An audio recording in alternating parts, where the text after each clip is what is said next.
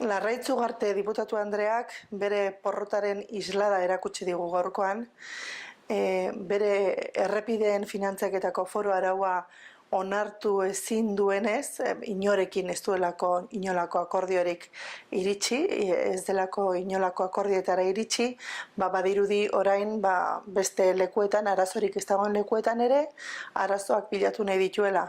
Berriz ere, txisteratik konejotxoa atera du. Eta deskargan, bankuei aurre egiteko arazoak egongo direla, arkupe sistema onartzen ez baldin badugu.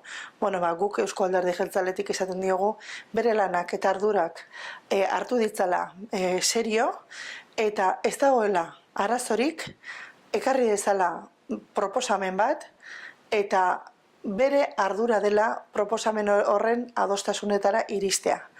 Arazoak ez dauden lekuan ez ditzala gehiago sortu.